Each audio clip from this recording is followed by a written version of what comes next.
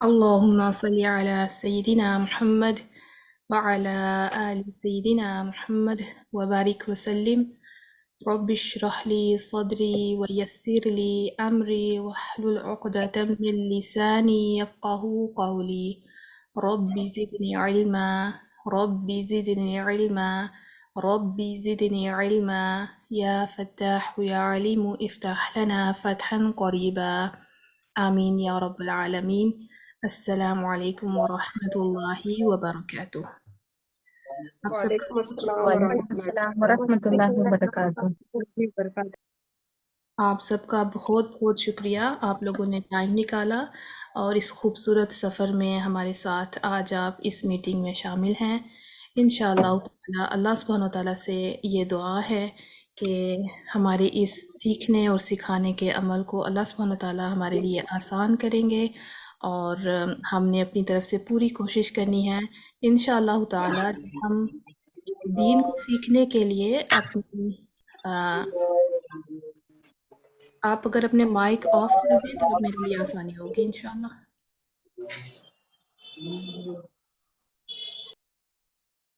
اچھا، اللہ سبحانہ تعالیٰ سے دعا ہے کہ وہ ہماری اس سفر کو آسان کرے، اور ہم اپنے خلوص نیت کے ساتھ آج انشاءاللہ تجوید کا آغاز کریں گے۔ یہ کورس جو ہے یہ بگنرز اور انٹرمیڈیٹ لیول کے اسٹوڈنٹس کو زیادہ سوٹ کرے گا انشاءاللہ تعالیٰ، اور any advance students can also benefit انشاءاللہ۔ اس کی وجہ یہ ہے کہ جب بھی ہم قرآن سے متعلق کوئی بھی چیز سیکھتے ہیں تو یہ ہمارے لیے ہمیشہ ایک میریکل ہے کہ ہم ہر دفعہ کچھ نہ کچھ نیا سیکھتے ہیں، تو اس سیکھنے کے عمل میں ہمیشہ کچھ نہ کچھ نیا ملتا ہے، ٹھیک ہے۔ اس میں کبھی بھی ایسا نہیں ہوا کہ ہم کہیں کہ ہم 100% ہم سیکھ چکے ہیں اور ہمارے لیے اب پروگریس کی کوئی گنجائش باقی نہیں، بلکہ اس میں ہمیشہ گنجائش رہتی ہے۔ ہم ہمیشہ اپنے آپ کو امپروو کرتے ہیں، کوشش کرتے ہیں کہ کچھ نہ کچھ نیا سیکھیں، جو سیکھ چکے ہیں اس کو مزید امپروو کریں۔ تو میری کوشش ہوگی انشاءاللہ جو میں نے سیکھا انشاءاللہ تعالی میں آپ کو وہ سکھا سکوں۔ اگر کہیں پہ کوئی غلطی، کوئی کمی، کوئی کوتاہی ہو جائے تو اللہ سبحانہ تعالیٰ سے میں دعا کروں گی کہ وہ ہمیں معاف کرے، اور ہمارے اس عمل کو جو ہے وہ ہمارے لیے برکات، اور ہمارے پیرنٹس کے لیے، ہمارے لیے، ہماری آنے والی نسلوں کے لیے باعث ثواب بنائے۔ آمین ثم آمین۔ چلیں ہم شروع کرتے ہیں۔ بسم اللہ الرحمن الرحیم۔ علم التجوید، سائنس آف تجوید۔ اس کا مطلب کیا ہے؟ تجوید کو تجوید کیوں کہا جاتا ہے؟ دیکھیں اس کے دو میننگ ہیں، ایک ہے لٹرل میننگ جو اس کا لفظی معنی ہے، اور دوسرا ہے ٹیکنیکل میننگ جو اس کا اصطلاحی معنی ہے، جو ہم تجوید کو جس پرپس کے لیے آج ہم جمع ہوئے ہیں اس کو سمجھنے کے لیے۔ تو جو اس کا لٹرل میننگ ہے، لفظی مطلب ہے تجوید کا، وہ ورڈ ہے جوادہ یا یجودو سے یہ ورڈ نکلا ہے۔ سو دا تجوید کا ورڈ جو ہے وہ جوادہ، جو اس کا روٹ ورڈ ہے، یا یجودو اس سے نکلا ہے۔ اس کا مطلب ہے کسی بھی چیز کو بیوٹیفائی کرنا، امپروو کرنا، اس میں ایکسیلنس لے کے آنا، اس میں مزید خوبصورتی پیدا کرنا، وہ کوئی بھی کام ہو سکتا ہے۔ ہم کہتے ہیں جید، عربی کا وہ ایک ورڈ ہے جید، مینس کہ اس کو ایکسیلنٹ، ویل ڈن، اس گڈ، ان معنوں میں ہم استعمال کرتے ہیں۔ تو تجوید عربک ورڈ ہے، اور جب ہم اس کو قرآنک سینس میں استعمال کرتے ہیں اس ورڈ کو، تو اس کا مطلب ہوتا ہے کہ قرآنی حروف کو ان کی صحیح مخارج اور ان کی پرماننٹ اور ٹیمپریری صفات کے ساتھ پڑھنا۔ مطلب جو قرآنی حروف ہیں ان کے ایک خاص ایگزٹ پوائنٹس ہیں، ان کے ایک مخصوص مخارج ہیں، جو ان کی پروننسیشن ہے، اگر ہم انگلش میں کہیں تو پوائنٹس آف آرٹیکولیشن، جہاں سے آواز نکلتی ہے ان کو ہم مخارج کہتے ہیں۔ تو اگر ہم ان کو صحیح مخارج کے ساتھ ان حروف کو ادا کریں، اور ان کے ساتھ ان کی جو کوالٹیز ہیں، کیونکہ ہر حرف کی ایک خاص مخصوص ایک کوالٹی بھی ہے، ایک سے زائد کوالٹی جس کو ہم صفات کہہ سکتے ہیں، اس کے ساتھ اٹیچ ہوتی ہیں۔ وہ پرماننٹ بھی ہوتی ہیں، ٹیمپرری بھی ہوتی ہیں، تو ان کے ساتھ اگر ہم ان حروف کو ادا کریں گے تو پھر اس میں خوبصورتی آئے گی، اس میں امپروومنٹ آئے گی۔ تو اس کو ہم کہتے ہیں کہ تجوید، ٹھیک ہے۔ تجوید کے دو معنی ہیں، ایک لٹرل ایک ٹیکنیکل۔ چلے ہم آگے بڑھتے ہیں۔ پہلے ہم دیکھتے ہیں کہ یہ تجوید سٹارٹ کہاں سے ہوئی، ٹھیک ہے، اس کی ہسٹری کیا تھی۔ اگر ہم اس کا بیک گراؤنڈ جانیں گے نا تو اس کو فردر کہ آج ہم کیوں تجوید سیکھ رہے ہیں، اس کا مقصد سمجھ میں آئے گا۔ اگر ہم دیکھیں تو جو قرآن تھا اس کا نزول تجوید کے ساتھ ہی ہوا تھا، کیونکہ یہ عربس کی اپنی زبان تھی، ان کے لیے حروف کو سیکھنا کوئی مشکل نہیں تھا، یہ ان کی اپنی زبان تھی۔ اور سبحان اللہ اس زمانے میں جو ان کی زبان تھی وہ بہت پیور تھی، بڑی کلاسیکل عربی وہ بولتے تھے، اور اس بات پہ وہ بہت فخر کرتے تھے کہ ایک ان کی جو زبان ہے اور اس میں وہ جو اشعار کہتے تھے وہ بڑے جو آرٹسٹک ہوتے تھے، بڑے کلاسک اور بڑے آرٹسٹک اور بڑے جس چیز کے اوپر وہ بڑا فخر کرتے تھے، تو اس میں بڑی پیورٹی تھی۔ تو جب قرآن کا نزول ہوا، اللہ سبحانہ تعالیٰ نے جبریل علیہ السلام کو جب قرآن آگے پاس آن کیا، اور جبریل علیہ السلام نے آگے نبی اکرم صلی اللہ علیہ وآلہ وسلم پر جب یہ آگے پہنچایا تو وہ تجوید کے ساتھ ہی تھا۔ اور تجوید کا نزول ایک سے زائد حروف میں بھی ہوا ہے، ٹھیک ہے۔ ہم صرف ایک طرح کی روایت پڑھتے ہیں، لیکن تجوید جو ہے نا، یہ جو قرآن کا نزول ہے، it was revealed in more than one way. ایک حرف کو ایک سے زائد طریقے سے پڑھا جا سکتا ہے، لیکن جس بھی طریقے سے پڑھیں وہ چین آف نیریشنز کے ذریعے ہونا چاہیے، اوتھینٹک ہونا چاہیے۔ فار ایگزامپل اگر آپ کے پاس 2 سے یا 3-4 چینلز ہیں، تو جو بھی چینل آپ اپنائیں پھر آپ کو اسی ایک چینل پہ رہنا پڑتا ہے۔ جب آپ دوسرا چینل اپنائیں گے، اس کو چوز کریں گے، تو پھر آپ کو اسی چینل کے ذریعے اس میں جو اویلیبلٹی ہے آپ کو اس ود ان دیٹ چینل آپ کو ریسٹرکٹ رہنا پڑتا ہے، تو پھر آپ مکس اینڈ میچ نہیں کر سکتے۔ تو قرآن کا نزول چونکہ تجوید کے ساتھ ہوا تھا، اس لحاظ سے ان لوگوں کو اپنے لیے تجوید سیکھنا ضروری نہیں تھا، ان کو نیڈ نہیں تھی اس چیز کے لیے۔ تو تجوید ان اے ریٹن فارم اس زمانے میں نہیں تھی۔ قرآن اور عربی لینگویج میں فرق کیا ہے؟ فرق صرف اتنا ہے کہ جو بولی جاتی ہے عربی زبان، اس میں اضافی غنہ نہیں ہوتا، اس میں اضافی مد نہیں ہوتی۔ مثلاً ہم اپنی زبان میں بھی جب بات کرتے ہیں تو کہیں نہ کہیں ہم کچھ حروف کو لمبا کرتے ہیں، کچھ کو چھوٹا رکھتے ہیں، تو یہ ایک نیچرل وے آف اسپیکنگ ہے۔ کسی بھی لینگویج میں آپ تھوڑا اسٹریچ دیکھ سکتے ہو، کچھ حروف کو جو ہے وہ شارٹ رکھا جاتا ہے، لیکن صرف یہ قرآن کے ساتھ ہی عمل پیش آتا ہے کہ کس طریقے سے ایک عربی زبان اور قرآن کی عربی زبان جو ہم قرآن میں پڑھتے ہیں وہ کس طرح سے مختلف ہے، کہ اس میں ہم تھوڑا لمبا کرتے ہیں، ٹھیک ہے۔ اس میں بھی قواعد ہیں، رولز اینڈ ریگولیشنز ہیں۔ فار ایگزامپل ہم کہتے ہیں بالین، تو یہ اب اتنا لمبا جو ہم نے اس کو کیا، عام عربی زبان میں اتنا لمبا کر کے نہیں بولا جاتا۔ یا ہم کہتے ہیں انما، اب یہ غنہ کیا میں نے نون پہ، تو جب آپ نارمل کسی کو عربی زبان میں بات کرتے دیکھیں گے تو وہ نون کو اتنا ناک میں رکھ کے نہیں بولیں گے، وہ نارمل بولیں گے انما، زیادہ سے زیادہ اس طرح سے پڑھیں گے۔ لیکن جب ہم قرآن کی تلاوت کرتے ہیں تو پھر ہم دیکھیں اس کو ایک خاص انداز میں پڑھتے ہیں۔ وہ خاص انداز کون سا ہے؟ وہ وہی ہے جو نبی اکرم صلی اللہ علیہ وآلہ وسلم نے آگے پاس آن کیا اپنے صحابہ کرام میں، اور ان کے پاس کہاں سے آیا؟ جس طرح سے میں نے پہلے کہا کہ اللہ سبحانہ وتعالیٰ نے اس کو ریویل ہی اسی طرح سے کیا ہے، اس کا نزول ہی اسی انداز میں ہوا ہے کہ یہاں پہ اتنا لمبا کھینچنا ہے، یہاں پہ اتنا غنہ کرنا ہے، یہاں پہ اتنی مد کرنی ہے، یہاں پہ شارٹ رکھنا ہے۔ تو یہ سارا علم اس کا جو قرآن کا تھا، یہ نازل کیا جبریل علیہ السلام پہ، انہوں نے ایز اٹ از آگے محمد صلی اللہ علیہ وآلہ وسلم کو پاس آن کیا، محمد صلی اللہ علیہ وآلہ وسلم نے آگے اپنے صحابہ کرام کو پاس آن کیا۔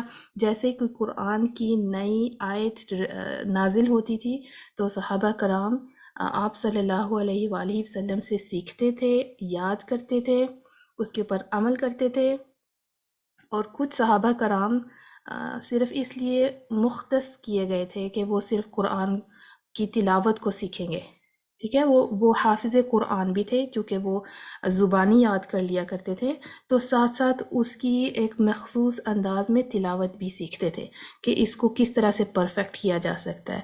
خوب اسی طریقے کو فالو کیا جاتا تھا جس طریقے سے نبی اکرم صلی اللہ علیہ وآلہ وسلم ان کو بتا رہے ہیں، مطلب 19-20 کا بھی فرق نہیں ہوتا تھا۔ تو اس طرح سے یہ جو قرآن ہے وہ ہم تک پھر آگے پہنچا۔ وہی صحابہ کرام پھر آگے جو ہے وہ دوسرے اپنے سے جونیئر لوگوں کو جن کو ہم تابعین کہتے ہیں ان کو انہوں نے قرآن سکھایا۔ تو تجوید اورل اس ٹائم پر تھا، اورل ٹرانسمیشن، لکھا بھی جاتا تھا قرآن لیکن اورل ٹرانسمیشن زیادہ تھی۔ پھر آگے جیسے جیسے اسلام بڑھا دنیا میں، مسلمز اور نان مسلمز آپس میں جب اکٹھے ہوئے تو اب آپ کو پتہ ہے کہ اب یہاں پہ املگمیشن تھی۔ اب ایک فورن لینگویج کا جو املگمیشن ہے یا اس کی ملاوٹ ہے وہ عربی زبان میں ہونے لگی۔ تو اس طریقے سے جو عربی کی پیورٹی تھی نا، وہ اسکالرس کو، جو ائمہ کرام تھے، جو گرامیرین تھے، جو لنگوسٹکس میں ماہر تھے، ان کو اس چیز کا خدشہ پیش آیا کہ اگر یہ زبان کو پریزرو نہ کیا گیا تو جو فورن لینگویج ہے اس کے مکسچر سے جو قرآن کی زبان ہے وہ خراب ہو سکتی ہے، اس میں وہ کرپٹ ہو سکتی ہے۔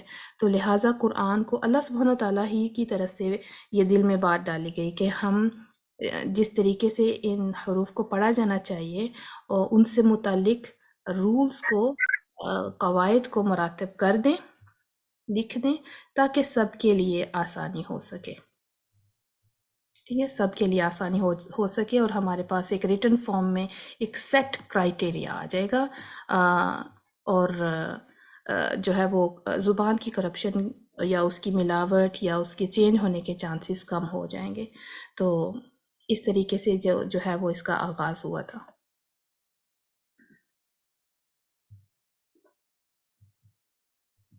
اچھا،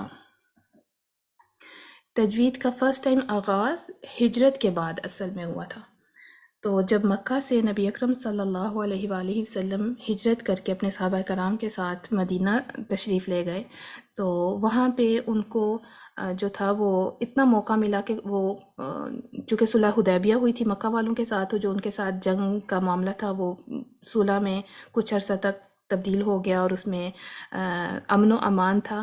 تو نبی اکرم صلی اللہ علیہ وآلہ وسلم نے پھر کچھ خطوط بھیجے اپنے ارد گرد جتنے بھی اس وقت علاقے تھے، تو کچھ لوگ مسلمان ہو گئے، کچھ وفود آیا کرتے تھے، ڈیلیگیشنز آیا کرتی تھیں دوسرے علاقوں سے، تو وہ جب قرآن سنتی تھی، کیونکہ قرآن پڑھا جاتا تھا، قرآن کا ڈائریکٹ دل پر اثر ہوتا ہے، تو جو اللہ کے کلام اور اس کے جو کہ الفاظ کا جو اثر ہے وہ ایک انسان کے الفاظ کا اثر نہیں ہو سکتا۔ تو جیسے وہ قرآن کی تلاوت سنتے تھے تو ان کی آنکھوں سے آنسو بہہ جاتے تھے، ان کی آنکھیں چھلک پڑتی تھیں۔ تو اللہ سبحانہ تعالیٰ نے یہ قرآن میں بھی کہا کہ جیسے وہ اللہ کا کلام سنتے ہیں تو ان کی آنکھیں آنسو سے بھر آتی ہیں، تو چونکہ یہ سچا کلام ہے تو اس کا اثر ڈائریکٹ انسان کے دل پر ہوتا ہے۔ تو وہ قرآن کی تلاوت سن کے جب ان کی آنکھوں میں آنسو آ جایا کرنے تو انہوں نے اسلام قبول کر لیا کرنا۔ تو اس سے ہوا یہ کہ جیسے جیسے وہ جس طرح میں نے پہلے کہا کہ فورن لینگویج بیچ میں آ رہی تھی تو ضرورت محسوس ہوئی کہ اب اس کا جو ہے وہ باقاعدہ آغاز کیا جائے تجوید کے رولز کا۔ تو سب سے پہلے جن کا نام ہسٹری میں لیا جاتا ہے ان کا نام ہے ابو مزاحم الحقانی۔ ابو مزاحم الحقانی یہ بھی گرامیرین تھے اور زبان پر مہارت رکھتے تھے۔ انہوں نے سب سے پہلے کیا کیا کہ تجوید کو جو ہے وہ اس کے اوپر ایک پوئم کمپوز کی، تجوید کے رولز کے اوپر۔ تو جب ہم بھی دیکھتے ہیں کہ بچوں کو اگر کچھ سکھانا ہو تو کوئی بھی بات اگر آپ کو اس کو پوئٹک وے میں اشعار کی شکل میں ان کو سکھا دیں تو وہ ان کو یاد ہو جاتی ہے، بلکہ بڑوں کو بھی یاد کرنے میں آسانی رہتی ہے۔ تو بجائے اس کے کہ آپ چیپٹر وائز ان کو بتائیں، پوائنٹ وائز ان کو بتائیں، تو میں بھی وہ ان کے لیے مشکل ہو، لیکن جب آپ ان کو کنسائزلی ایک پوئٹک فارم میں، ریدمک فارم میں کوئی چیز سکھائی جائے تو وہ یاد رہ جاتی ہے۔ تو یہ بھی ایک ان کا بہت بڑا ایک سروس ہے، ایک خدمت ہے دین کے لیے کہ انہوں نے تجوید کے رولز کو باقاعدہ مرتب کیا اور ان کو ایک پوئٹک فارم میں سامنے لے آئے۔ ایک اور گرامیرین ہے، ان کا نام ہے ابو اسود الدؤلی۔ ابو اسود الدؤلی یہ بھی ایک بہت بڑے گرامیرین تھے۔ ان کا جو ہے وہ صرف اور نحو پر بڑی مہارت تھی، ان کا بڑا علم تھا، اور یہ کہا جاتا ہے کہ یہ حضرت علی بن ابی طالب رضی اللہ تعالی عنہ کے ساتھی تھے، ان کے دوست تھے، واللہ عالم۔ لیکن ان کا نام ہسٹری میں اس طریقے سے لیا جاتا ہے کہ انہوں نے بھی تجوید میں بہت کام کیا ہوا ہے، ان کی بہت سروسز ہیں۔ تو انہوں نے کیا کیا، سب سے پہلے جب آغاز ہوا کہ ان کی بات چیت چل رہی تھی اپنی بیٹی کے ساتھ، ان کی بیٹی نے ان سے کہا کہ ما اجمل السماء، ما اجمل السماء، آسمان کتنا خوبصورت ہے۔ یہ اب آپ یہاں پہ دیکھیں گے، یہ عربی میں ایک جملہ لکھا ہوا ہے، بیٹی کی طرف سے یہ جملہ بولا گیا تھا۔ یہاں پہ لام کے اوپر آپ ضمہ دیکھو گے پیش، اجمل السماء، وہ کہنا یہ چاہتی تھیں کہ آسمان کتنا خوبصورت ہے۔ تو ابو اسود الدؤلی نے کہا کہ بلکہ یہ نہ کہو کہ ما اجمل السماء، بلکہ کہو ما اجمل السماء۔ دیکھیں اب یہاں پہ حرکات چینج ہو گئی ہیں، یہاں پہ فتحہ آ گیا، یہاں پہ بھی فتحہ آ گیا، کیونکہ ان کی تبدیلی سے معنی بدل جاتے ہیں۔ تو جب ان کو احساس ہوا کہ میری بیٹی نے بھی اس کو غلط پڑھا، اس کا مطلب ہے کہ اگر قرآن کی تلاوت کی جائے تو وہاں پر کتنی بڑی غلطی ہوگی، اور اگر ایسی غلطی ہو کہ جو بالکل معنی چینج کر دے اور جو ہے وہ تو پھر میجر مسٹیک میں آئے گا، اور قرآن کی شان میں گستاخی، نبی اکرم صلی اللہ علیہ وسلم اور اللہ سبحانہ تعالیٰ کی شان میں گستاخی ہو سکتی ہے۔ لہٰذا انہوں نے پھر یہ ضرورت محسوس کی کہ اس کے اوپر کچھ نہ کچھ کرنا چاہیے۔ اب دیکھیں یہ حرکات ہیں، یہ اعراب ہیں، یہ نقاط ہیں، اس کے اوپر انہوں نے پھر کچھ کرنا شروع کیا۔ تو کیا کیا آپ یہ دیکھیں گی کہ یہ ایک ارلی اسکرپٹ ہے، یہ ان کا نہیں ہے، لیکن اس زمانے میں کس طریقے سے حرکات کو فارم کیا گیا کہ ایک ضرورت پیش آئی کہ ہمیں حرکات کی ضرورت ہے تاکہ وہ یہ والی جو غلطی ہے نا یہ نہ ہو۔ ٹھیک ہے، تو یہ سورۃ الصافات کی آیت نمبر 61 سے 63 ہے۔ یہاں پہ زبر یہ زیر ڈاٹس کی شکل میں لگا دی گئی، کیونکہ اس زمانے میں کیا تھا کہ کوئی ایک شکل تو تھی نہیں کہ جو ہے وہ مختص کر دیا جاتا، اس کے لیے خاص اسپیسیفائی ہو جاتا کہ اس شیپ میں اس کو لکھا جائے، تو وہ صرف ڈاٹ لگا دیا گیا اس بتانے کے لیے کہ یہ چیز ہے کیا۔ تو یہ اگر اوپر دیکھیں، ایک ڈاٹ اوپر ایک نیچے، یہ فتحہ اور کسرہ کی اس وقت یہ شکل تھی، آپ یہ دیکھ پا سکتے ہیں۔ کہیں پہ ڈبل ڈاٹس ہوں گے تنوین کے، کچھ میں بڑا ڈاٹ ہوگا، اور یہ کلرز میں ہے، ڈیفرنٹ کلرز میں اس کا ڈیفرنٹ میننگ ہے۔ تو یہ ارلی ڈیولپمنٹ ہے جو ہے وہ قرآنی آیات کو کس طرح سے مزید واضح کیا جا سکتا ہے ان ڈائیکریٹیکل مارکس کے ذریعے، ان حرکات کے ذریعے سے۔ تو سورۃ الصافات کی آیت نمبر اگر 63 میں نکالوں تو میں آپ کو دکھاتی ہوں، ایک سیکنڈ۔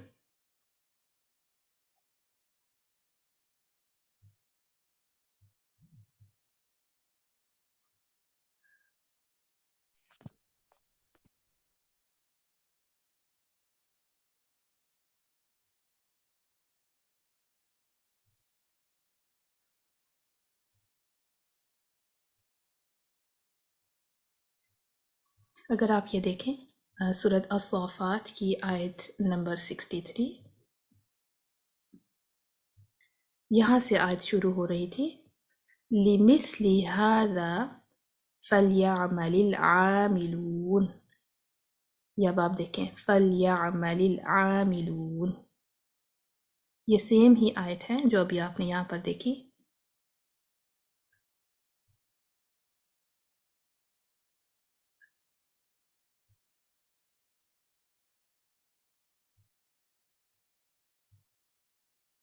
دیکھیں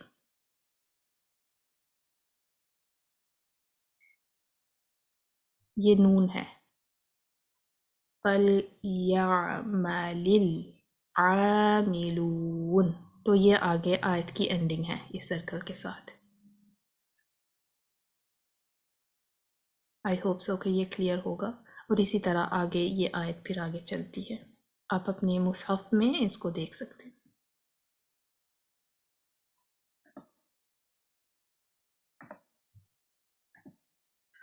اچھا جی، یہ ایک اور گرامیرین ہے، ان کا نام بھی بہت آتا ہے، جب ہم تجوید کا سنتے ہیں پڑھتے ہیں تو ہسٹری میں ان کا نام بھی بہت لیا جاتا ہے، کیونکہ ان کی بھی بہت خدمات ہیں تجوید کو مرتب کرنے میں، اور ان حروف کو مزید ہمارے لیے ان کو ایک خاص شیپ دینے میں۔ تو انہوں نے سب سے پہلے یہ وہ کردار ہیں، وہ امام ہیں جنہوں نے سب سے پہلے عربی کی ڈکشنری مرتب کی تھی، اور اس کا نام تھا کتاب العین۔ کتاب العین یہ پہلی عربی کی ڈکشنری ہے جو انہوں نے بنائی تھی۔ پھر اس کے بعد جو حرکات ہم دیکھتے ہیں نا، ایک لائن اوپر نیچے ایک سلانٹ سی لائن نظر آتی ہے، اور شدہ اور جو موجودہ شیپ ہے ان تمام حرکات کی، وہ انہوں نے بنائی تھی۔ تو پہلے تو وہ ایک ڈاٹ ڈال دیا جاتا تھا اوپر نیچے سائڈ پہ، تو پھر یہ انہوں نے آگے مزید اس کو ریفائن کیا تھا، اور شدہ کی شکل بھی انہوں نے دی تھی، جو ہم چھوٹا سا ڈبلیو بنا ہوا دیکھتے ہیں نا شدہ، اس کی شکل بھی انہوں نے ہی مرتب کی تھی۔ حرکات، اور یہ آپ دیکھیں گے کہ پہلے حمزہ کی یہ والی شیپ نہیں تھی، ٹھیک ہے، حمزہ کی شیپ بھی انہوں نے دی ہے۔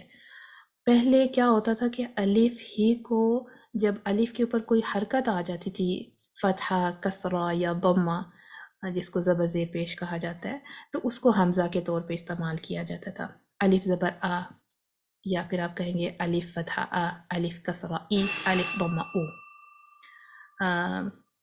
تو جو ہے وہ ابو عبد الرحمن الخلیل بن احمد الفراہیدی، انہوں نے یہ شیپ مرتب کی تھی۔ صرف فرحین اگر آپ ایک سیکنڈ کے لیے میوٹ کریں گی۔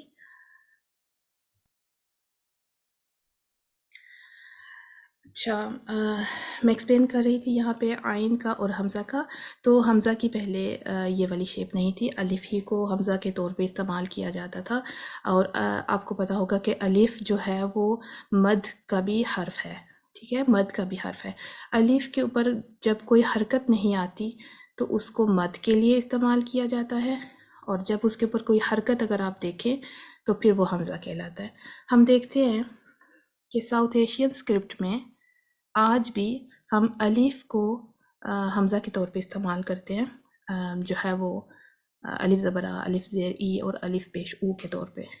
آپ کم دیکھو گے کہ حمزہ کو انڈیپینڈنٹلی اسپیسیفکلی صرف حمزہ کی اس شیپ کو حمزہ کے طور پہ یوز کیا جائے، جبکہ عثمانی اسکرپٹ میں آپ دیکھیں گے، جو عربی کا اسکرپٹ ہے، اس میں الف کو صرف اور صرف مد کے لیے استعمال کیا جاتا ہے، الف کو کبھی بھی حمزہ کے طور پہ استعمال نہیں کیا جاتا وہاں پہ، اور اس کے پیچھے ریزن یہی ہے کہ اب ہمارے پاس حمزہ کی ایک اپنی شکل موجود ہے، تو اس لیے حمزہ کی اس شیپ کو عربی اسکرپٹ میں آپ دیکھو گے کہ آ، ای اور او کے طور پہ استعمال کیا جاتا ہے، جبکہ الف کو نہیں۔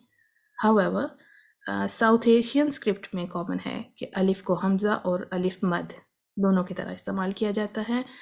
فرق صرف اتنا ہے کہ الف جب اکیلا آئے گا empty of any حرکہ تو وہ مد کی شیپ میں ہوگا، اس صورت میں استعمال کیا جائے گا۔ اگر اس کے اوپر کوئی حرکت آ جائے گی تو پھر وہ مد نہیں ہوگا، وہ آ، ای اور او مینس کہ حمزہ ہی کے طور پہ استعمال کیا جائے گا۔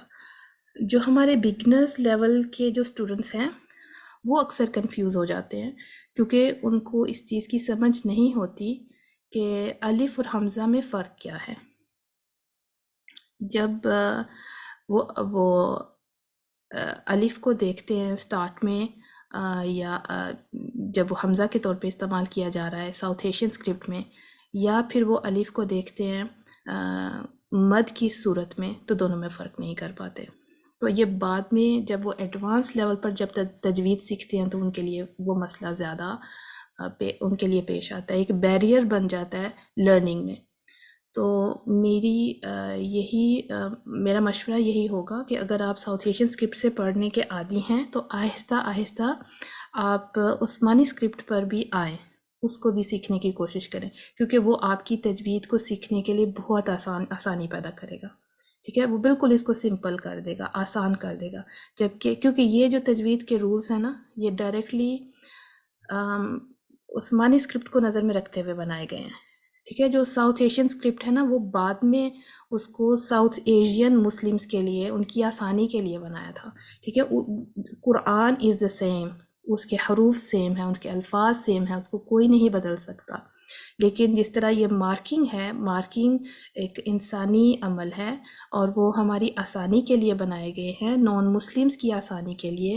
اور اسی کو ہی ذہن میں رکھتے ہوئے ساؤتھ ایشین کے جو بھی علماء کرام تھے، ان کی یہ بہت بڑی خدمت ہے کہ جو چھوٹے بڑے بوڑھے پڑھے لکھے یا ان پڑھ کوئی بھی مسلمان ہوا، اس نے قرآن کو سیکھنا چاہا تو ان کی آسانی کے لیے یہ حرکات لکھے گئے، ان کی آسانی کے لیے جو ہے وہ ان سے جو بھی ان کی خدمت تھی انہوں نے کی ہے. لیکن اگر ہم اس زمانے میں دیکھیں اپنے آپ کو، ہمارے پاس ریسورسز بھی ہیں، ہمارے پاس ہر طرح کی ایجوکیشن کی فیسلٹی بھی ہے، اور ہم آگے تک پڑھتے بھی ہیں، تو پھر ہم اس طرف بھی کیوں نہ اپنے آپ کو لے کے آئیں کہ اس کو بھی مزید انہانس کریں، اس کو بھی مزید سیکھیں کہ قرآن کو ہم اس کی اپنی زبان میں کس طریقے سے سمجھ سکتے ہیں، تجوید کے رولز کو سمجھیں، سیکھیں، تاکہ پھر غلطی کی گنجائش کم رہے. تو یہ تھا حمزہ. اچھا، حمزہ کی شکل کو کس طریقے سے انہوں نے ڈھونڈا، دیکھیں یہ بھی ایک انٹرسٹنگ ہے. حمزہ جو ہے نا، اصل میں یہ عین کا ہی ہیڈ ہے. یہ جو ابو عبد الرحمن الخلیل بن احمد الفراہیدی، ان شارٹ ان کو الفراہیدی کہتے ہیں، ٹھیک ہے، نام کافی لمبا لگتا ہے. تو خلیل بن احمد الفراہیدی یا پھر الفراہیدی یہ بھی کہیں گے تو سمجھ جاتے ہیں جاننے والے کہ آپ نے کن کا نام لیا ہے. تو انہوں نے یہ حمزہ کی شیپ اس عین کو ذہن میں رکھتے ہوئے کی، کیونکہ حمزہ اور عین آپس میں بہت کلوز ہیں.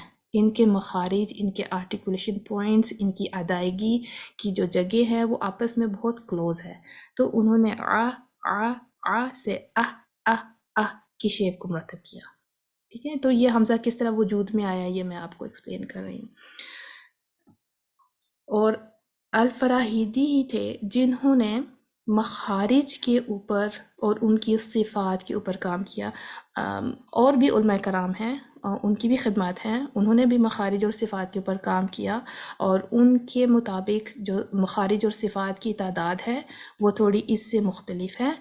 جبکہ ان کو سٹینڈرڈ بنایا گیا ہے جو اس وقت پریویلنٹ ہے تجوید رولز، اس میں ان کی جو اوپینین ہے اس کو پریورٹائز کیا گیا ہے. ان کی اوپینین کو آگے رکھ کے جو ہے وہ مخارج سکھائے جاتے ہیں، اور اتنی ہی تعداد میں جتنی میں انہوں نے کہا. اچھا، یہ ہیں نصر عاصم اللیثی. ٹھیک ہے، یہ بھی گرامیرین ہیں، یہ بھی بہت بڑے عالم تھے تجوید کو لے کے اور زبان کو لے کے. اور ان کی کیا خدمات تھیں وہ یہ تھی کہ اب آپ دیکھیں گے کہ پہلے اسود الدوالی نے حرکات لکھی ڈاٹس کی شیپ میں، الفراہیدی نے ان شیپس کو کیا کیا، مزید ریفائن کیا، اور حمزہ کی شیپ دی، شدہ کی، اور کچھ رولز اور ایڈ کیے.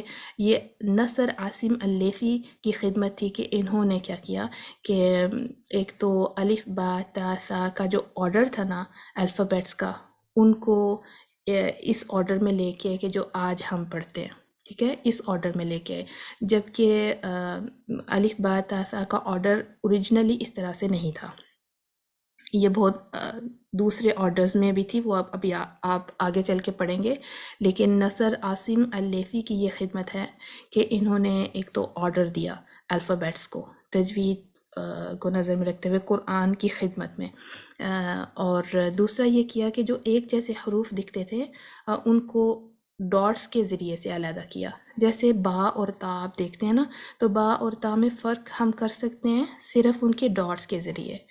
تو یہ آپ دیکھیں گی پہلے چونکہ عربوں کی زبان عربی تھی، وہ کیا کرتے تھے کہ ان کو ڈاٹس کی ضرورت پیش نہیں آتی تھی، ان کو حرکات کی ضرورت نہیں تھی. they were able to read their language and understand it. ٹھیک ہے، جس کانٹیکسٹ میں وہ ورڈ لکھا جاتا تھا اس کانٹیکسٹ سے اس کا مطلب وہ جان جاتے تھے. لیکن ہم نان مسلمس کے لیے، جو نان مسلمس نہیں کہوں گی، عجمی نان عربس کے لیے مشکل تھا کہ ہم اس میں ڈفرینس کر سکتے کہ یہ با ہے یا تا ہے. تو انہوں نے کیا کیا، جو سملر شیپ کے لیٹرز تھے ان کو اکٹھا کیا اور پھر اس کو ڈاٹس دینا شروع کیے.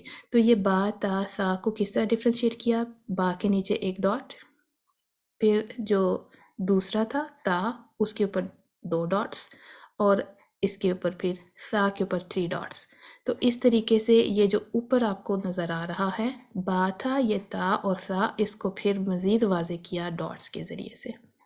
دیکھیں یہ نون پہلے کس طرح سے تھا، ایک صرف ایک شیپ ہی تھی، پھر نون کو واضح کیا، اس کے اوپر ایک ڈاٹ لگا دیا، اور یا کے لیے اس کے نیچے 2 ڈاٹس. میں یہاں پہ واضح کرتی چلوں کہ یا 2 ڈاٹس کے ساتھ اس شیپ میں عربی زبان میں تو ہے، لیکن قرآن میں اس کی یہ والی شیپ موجود نہیں.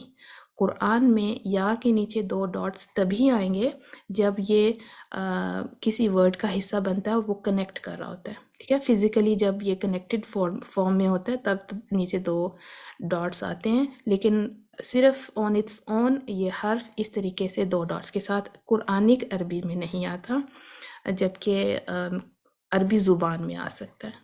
ٹھیک ہے، تو اس کے نیچے انہوں نے 2 ڈاٹس ڈالے. پھر یہ ہے ہا، جیم، ہا اور خا، یہ بھی وداؤٹ ڈاٹس تھے. پھر ان کو ایک ڈاٹ جیم کو دیا، ہا کو خالی رکھا، خا کے اوپر ایک ڈاٹ ڈال دیا. سین اور شین دیکھیں یہ بھی سملر تھے، ان کو بھی علیحدہ کیا. پہلے شین کے ڈاٹس اس طریقے کے تھے، بعد میں پھر ان کو مزید ریفائن کیا گیا. تو یہ جو ڈاٹنگ ہے نا، یہ جو عمل پیش آیا، اس کا ایک خاص ٹرم ہے، اس کو کہتے ہیں نقط الاعجام. نقط الاعجام، سیم حروف کی پہچان کے لیے یہ ڈاٹس لگائے گئے تھے. ٹھیک ہے، تو اب مشکل کیا پیش آ رہی تھی؟ مشکل یہ پیش آ رہی تھی کہ اگر آپ دیکھیں تو پیچھے ہم نے پڑھا یہ بھی ڈاٹس ہے نا، یہ فتح کسرہ ضمہ کے ڈاٹس تھے، یہ بھی ڈاٹس آ گئے اور یہ کلرز میں تھے، اور یہ بھی ڈاٹس آ گئے. اب دونوں طرح کے ڈاٹس کنفیوزنگ تھے. سپوز کریں کہ یہ با ہے اور اس کے اوپر ایک ڈاٹ اور ہو جو فتح شو کر رہا ہو، تو اوپر کا بھی ڈاٹ نیچے کا بھی ڈاٹ، تو یہ سٹل کنفیوزنگ تھا. تو پھر کیا ہوا، اس کو یہ بھی مزید اسی طریقے سے ہیں، سیم شیپ کے حروف کو جو ہے وہ آگے ڈاٹس کے ذریعے سے علیحدہ کیا گیا ہے. تو اس مشکل کو دور کرنے کے لیے کہ وہ بھی ڈاٹس یہ والے اور ان ڈاٹس کو علیحدہ کرنے کے لیے جو موجودہ ہم شیپ دیکھتے ہیں نا کہ فتح کسرہ ضمہ کی لائنز کے ذریعے سے وہ حرکات کو علیحدہ کر دیا گیا اور ان ڈاٹس کو ڈاٹس کی ہی شیپ میں رکھا گیا. تو اگر اس با کے اوپر فتح آئے گا یا کسرہ آئے گا یا ضمہ آئے گا تو ہمیں پتہ ہوگا کہ اس کو ہم نے آ ای او کی شیپ میں کی ساؤنڈ میں پڑھنا ہے، با بی بو کی ساؤنڈ میں پڑھنا ہے، اور ہم کنفیوز نہیں ہوں گے کیونکہ اب وہ جو مارکنگ ہے وہ ڈیفرنٹ شیپ میں آ گئی ہے. تو وہ مزید ریفائنمنٹ اور ڈیولپمنٹ آہستہ آہستہ ہوتی گئی جیسے جیسے مشکل پیش آئی، جیسے جیسے کوئی چیز نئی سامنے آتی ہے. جب بھی ہم کوئی انوینشن دیکھتے ہیں تو پھر وہ کافی پروسیس سے گزرتی ہے، ٹیسٹ اینڈ ٹرائلز ہوتے ہیں، فیڈ بیک ملتا ہے اور ہم کہتے ہیں کہ اس کو مزید کس طرح سے بہتر کیا جا سکے. تو یہ لینگویج کے ساتھ بھی اسی طرح ہی ہوا تھا. اچھا، حروف کی ترتیب. یہ جو حروف ہے نا الف با تا سا، الفابیٹس، عربک الفابیٹس، یہ 3 طرح کے کہے جاتے ہیں. یہ 3 طرح کی ترتیب تھی، ان کا آرڈر تھا. فار ایگزامپل الترتیب الحجہ، ہم جو بھی پڑھتے ہیں نا الف با تا سا، نصر بن عاصم اللیثی، جس طرح میں نے آپ کو کہا، انہوں نے یہ ترتیب دی تھی. اور شروع میں جس طرح کہ حمزہ میں نے کہا کہ اس کی اپنی اوریجنل شیپ موجود نہیں تھی اور الف ہی کو ہی حمزہ کے طور پہ پڑھا جاتا تھا، تو اس لحاظ سے ٹوٹل اس کی تعداد 28 بنتی ہے. اگر ہم حمزہ کو علیحدہ سے کاؤنٹ کریں تو وہ پھر 29 ہو جاتی ہے. سو ادھر 28 اور 29، حمزہ کو ایڈ کر لیں تو 29، حمزہ کو سائڈ پہ رکھتے ہوئے الف ہی کو ہی حمزہ اور الف کے طور پہ پڑھیں تو 28. ٹھیک ہے. یہ موجودہ ابھی یہی والا آرڈر چل رہا ہے. ٹھیک ہے. تو اور کون سا آرڈر موجود تھا؟ الترتیب الابجد. الترتیب الابجد، اس کو کہتے ہیں کہ یہ حروف کو نمبرز کے طور پہ پڑھا جاتا تھا اس زمانے میں. فار ایگزامپل الف کا ایک خاص نمبر تھا، با کا بھی خاص نمبر تھا، ترتیب بھی مختلف تھی. تو ہر حرف کو ایک نمبر دیا گیا تھا اور اس نمبر کے ذریعے ان حروف کی پہچان ہوتی تھی. اور وہ کیا کرتے تھے کہ جب بھی میں آپ کو ایک ایگزامپل بتاتی ہوں کہ اگر کوئی مسجد بنتی تھی یا کوئی عمارت بنتی تھی یا کوئی بھی ایسی کوئی ایونٹ ہوتا تھا، جس طرح ہم باہر ایک تختی سی لگا دیتے ہیں کہ this building was established on this date, تو وہ نام لکھتے تھے تو وہ بھی نمبرز میں ہوتا تھا، اور تاریخ لکھتے تھے تو وہ بھی اسی طریقے سے. اور ان کو اس چیز کا علم تھا، ان کو پتہ تھا کہ ہم کیا کر رہے ہیں، اور پڑھنے والوں کو بھی سمجھ آتی تھی. تو یہ خاص ایک نمبر جو تھا وہ ان حروف کو دیا گیا تھا. تو جیسے ہم دیکھتے ہیں 786، 786 بسم اللہ کے طور پہ لوگ اس کو یوز کرتے ہیں، حالانکہ اس کا کوئی دین سے لینا دینا نہیں ہے. میں نے اس کے اوپر کوئی اوتھینٹک حدیث نہیں سنی، لیکن ہم پھر بھی اس کو دیکھتے ہیں کہ 786 لکھ دیا جاتا ہے کہ یہ اس کا مطلب ہے کہ بسم اللہ. تو اسی طرح ایک تیسرا آرڈر الترتیب الصوت. یہ کون سی ترتیب تھی؟ یہ بھی ہم ترتیب پڑھتے ہیں. یہ وہ ترتیب تھی، صوت کا مطلب ہوتا ہے ساؤنڈ، ترتیب کا مطلب ہوتا ہے آرڈر. الترتیب الصوت، یہ ابو عبد الرحمن خلیل بن احمد الفراہیدی، انہوں نے جو مخارج جس ترتیب میں کہے، سکھائے، بتائے، وہ اس ترتیب کو کہتے ہیں الترتیب الصوت. مطلب جن ساؤنڈس کی کا جو آرڈر ہے، کون سی ساؤنڈ کہاں سے پہلے نکلے گی، کہاں سے، مطلب اس کا آغاز کہاں سے کرنا ہے، اس مخارج کا آغاز کہاں سے کرنا ہے، کہ کون سی آواز پہلے ہے، اس کے بعد پھر دوسری بھی. تو یہ پورا جو ہے نا، اس کے اوپر انہوں نے 17 مخارج کو ترتیب دیا تھا، اور اس کو کہا جاتا ہے کہ الترتیب الصوت. تو ہمارے پاس 3 طرح کی حروف کا آرڈر آ گیا. پہلا ہے حروف الحجہ، جسے ہم کہتے ہیں ترتیب الحجہ، جو کہ ابھی ہم جس کے اکارڈنگلی پڑھتے ہیں. دوسرا ہے الترتیب الابجد، اس کے اوپر ہمارا اس سے کوئی فی الحال جو ہے وہ لینا دینا نہیں ہے، لیکن آپ کے نالج کے لیے یہ بتا رہی ہوں. تو تیسرا ہے الترتیب الصوت، یہ بھی آپ پڑھیں گے مخارج میں انشاءاللہ. اچھا، تجوید رولز پر پوئم. میں نے جس طرح پہلے بھی بیان کیا کہ یہ جو تجوید کے رولز ہیں، ہمارے علماء کرام نے اس کے اوپر کام کیا، اور جس نے جو ان سا کام کیا انہوں نے کنٹریبیوٹ کیا. اور کچھ کام ایسے تھے، کچھ سروسز، ان کی خدمات ایسی تھیں کہ جن کو قبولیت اللہ سبحانہ تعالیٰ کی طرف سے اس طرح سے ملی کہ وہ پوری دنیا میں اپنائے گئے، ان کی وہ پوئمز پڑھی گئیں، وہ ان کا کام سیکھا گیا اور اس کو مقبولیت ملی، اور لوگوں نے اس کو فالو کیا. تو یہ ایک ہے تحفۃ الاطفال. تحفۃ الاطفال، تحفہ کہتے ہیں گفٹ کو. الاطفال مینس کہ بچوں کے لیے ایک تحفہ، اسٹوڈنٹس کے لیے تحفہ آپ کہہ سکتے ہیں. تو امام سلیمان الجمزوری، انہوں نے بھی نون ساکنہ اور تنوین کے رولز کے اوپر، میم ساکنہ رولز کے اوپر، تجوید کے جو رولز ہیں، بیسک رولز ہیں، ان کو ایک پوئم کی شکل میں لکھا اور اس کو ٹائٹل دیا تحفۃ الاطفال. ٹھیک ہے. اور آج بھی تحفۃ الاطفال کو سیکھا جاتا ہے، اس پوئم کو زبانی یاد کیا جاتا ہے. اس کو باقاعدہ سنایا جاتا ہے اور اس کو ایکسپلین کیا جاتا ہے کہ اس میں امام سلیمان نے کیا کہنا چاہا اور اس کا کیا مطلب ہے.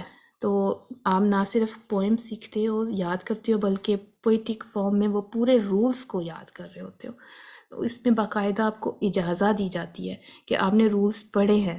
دیکھیں جب کوئی تجوید سیکھتا ہے اس میں ماہر بنتا ہے نا تو وہ یہ ان سب پروسیس سے گزرتا ہے.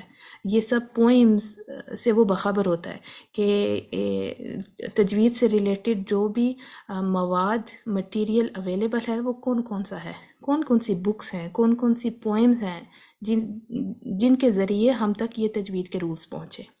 تو یہ تحفۃ الاطفال is one of the recommended poem جو کہ ٹیچرز لائسنسڈ ٹیچرز جو سرٹیفائیڈ ہیں وہ سیکھتے ہیں اور آگے پاس آن کرتے ہیں اسی طریقے سے جس طرح قرآن کو سیکھا اور سکھایا جاتا ہے. تو جنہوں نے سب سے پہلے جیسے امام سلیمان الجمزوری نے یہ پوئم لکھی اور اپنے اسٹوڈنٹس کو سکھائی اور ان کو میمورائز کرائی، ساتھ پھر ان کو اجازت دی کہ بالکل جس طریقے سے میں اس کو چاہ رہا تھا آپ نے اسی طریقے سے اس کو سیکھا. پھر ان اسٹوڈنٹس نے آگے پاس آن کیا اور پھر اپنے اسٹوڈنٹس کو اجازت دی. تو یہ چین آف نریشنز اس میں بھی ہے، رولز کو سیکھنے میں اور سکھانے میں. اور اندر خوبصورت جو پوئم ہے اور بہت ہی پاپولر ہے اور بہت ہی اس وقت پریویلنٹ ہے، اس وقت کیا جس زمانے میں بھی یہ بنی تھی آگے پاس آن ہوئی تو اللہ سبحانہ وتعالیٰ نے اس کو مقبولیت دی. اس کو کہا جاتا ہے المقدمہ الجزریہ. امام ابن الجزریہ جزری نے یہ پوئم لکھی تھی.